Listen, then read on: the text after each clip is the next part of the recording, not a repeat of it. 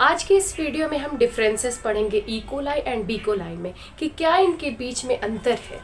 तो हम देखेंगे कि ई कोलाई जो है वो बैक्टीरिया है और बी कोलाई यानी बैलेंटिडियम कोलाई वो एक प्रोटोजुआ है, बैक्टीरिया यानी जीवाणु। ई कोलाई का फुल फॉर्म होता है इशेरिकिया कोलाई, इशेरिकिया कोलाई। बी कोलाई का फुल फॉर्म बैलेंटिडियम कोलाई। इस ई कोलाई जो होता है, अब इतना हम नाम नहीं लेंगे लेकिन याद रखेंगे इशेरिकिया कोलाई, ये बैक्टीरिया है। क्या है? बैक्टीरिया। बी कोलाई क्या है? प्रोटोजुआ है, प्रोटोजुआ। ठीक है। जो ई कोलाई का शेप है वो रोड शेप है। रोड शेप का मतलब इस तरीके से है। ठीक है, शेप जो है रोड शेप है। बी कोलाई का क्या है? ओवल टाइप है, यानी राउंड या थोड़ा सा स्लाइटली बिट डिफरेंट। ओवल भी हो सकता है या राउंड शेप हो सकता है। ठीक है, इस तरीके से क्या होता है इसमें जो है ई कोलाई में वो क्या होते हैं? फ्लैजिला। इसको जो लंबा लंबा ये धागे की जैसा है, थ्रेड के जैसा, इसको हम लोग फ्लैजिला कहेंगे। लेकिन इसमें छोटा छोटा होता है, इसको हम लोग क्या कहेंगे? सीलिया। क्या कहेंगे? सीलिया कहेंगे, लेकिन इसको हम लोग फ्लैजिला कहेंगे। हैबिटेट यानी ये कहाँ रहते हैं? ई कोलाई जो इशेरिकिया कोलाई वो कहाँ रहते हैं? ये ह्यूमन के इंटेस्टाइन में रहते हैं, स्मॉल इंटेस्टाइन में। लेकिन स्मॉल या large, I am confused about it, so you can confirm from Google.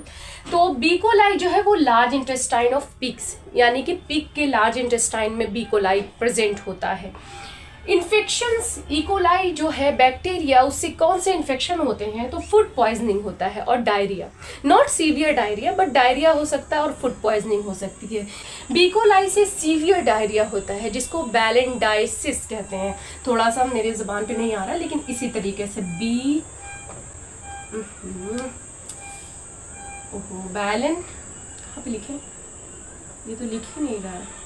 बैलें DS इसी टाइप से है। ठीक है, सीवियर डायरिया। और अल्सर्स होते हैं। सीवियर डायरिया या अल्सर कौन से प्रोटोजुआ यानी बी कोलाई एक प्रोटोजुआ है, उससे अल्सर या सीवियर डायरिया होगा। साइज क्या है? ई कोलाई का साइज स्मॉल होता है, 1 या 2 माइक्रोन्स होता है। माइक्रोन क्या होता है?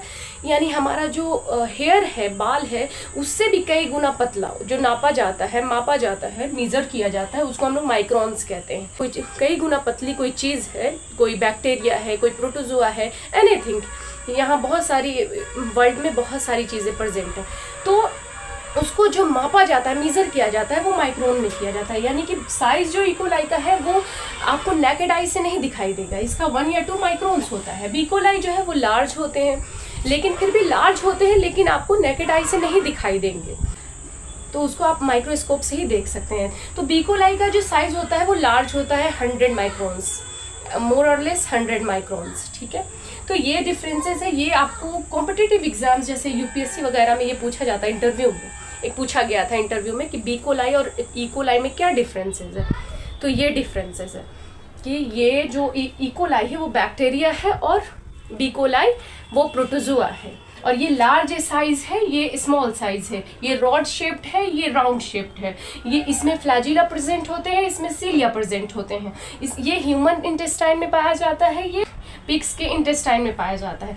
इससे कौन सा इन्फेक्शन? फूड पॉइजनिंग या डायरिया हो सकता है, लेकिन इससे जो होता है अल्सर या सीवियर डायरिया हो सकता है। मिलते हैं नेक्स्ट वीडियो में। अल्लाह हाफिज।